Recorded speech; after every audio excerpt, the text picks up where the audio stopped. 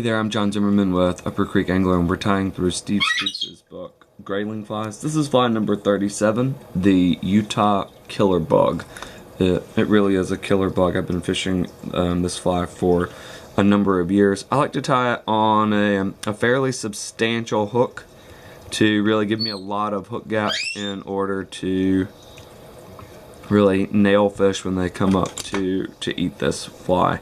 It's got a fairly slim overall profile, so you can really get away with a pretty big hook on this pattern. So I'm only going to put one layer of lead wire on this. I'm tying it on a number 10. This is a fly from Partridge. This is a hook from Partridge of Redditch. They're straight eye barbless grub hook, and it is absolutely one of my favorite hooks on the market right now. It's got a huge wide gap and just an overall great fish landing fly. I don't bounce many fish at all when fishing this pattern.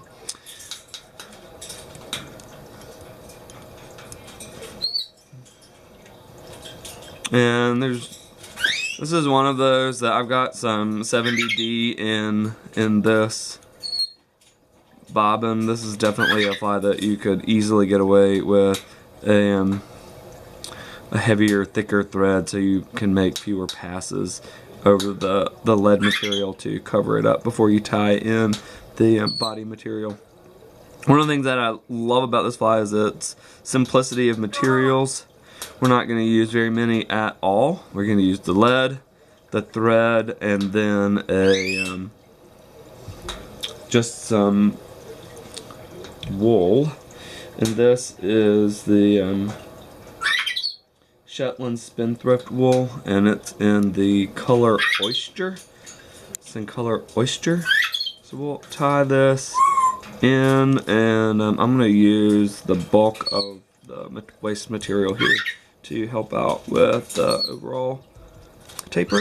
And then I'll bring this all back up to the top of the fly for where we'll tie the head off. What you're going to do is you're going to cord this up. So you're going to take it and just spin it in your fingers. And what you want to have happen is when it is corded up tightly enough, it'll do that number. It'll bounce into position. This will help you achieve a tightly knit body, but it will also create some segmentation. So what you can do is, after you have tied it in, you can take a Velcro brush or other picking agent and pick some of those fibers out to give it a different look. But the segmentation of this will only come if you really cord the material up before wrapping it. And then you're just going to make touching wraps as you go, and every now and then you will have to stop and re-cord. A lot of times, if I'm tying a bunch of these, I will put them in a pair of hemostats and just give the hemostats a big spin, and that helps with the cording process as well, and the hemostats tend not to let it devolve as much as your fingers do.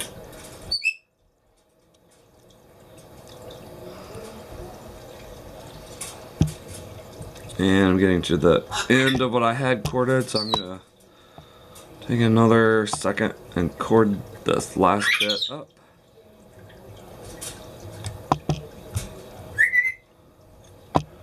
And we'll come in and grab it to tie off.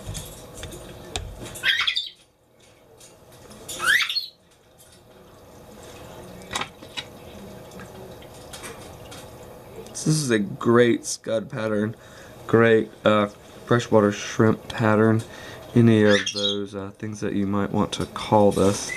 And the last thing we'll do is just work on a little head here for this. I'm sorry, my African gray is being quite talkative this morning.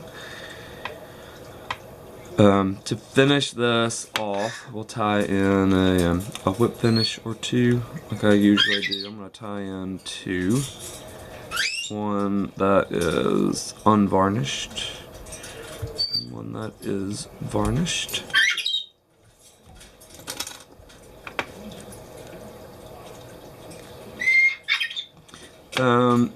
This is the original pattern for the color of the thread that's used.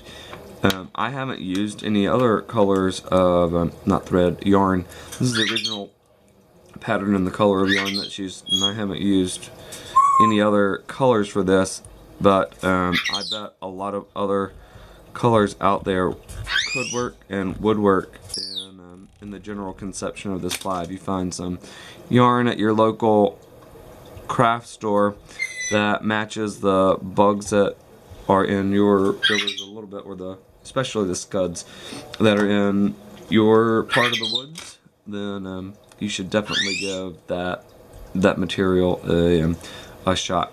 So this is the Utah killer bug, and it is a truly fish catching fly.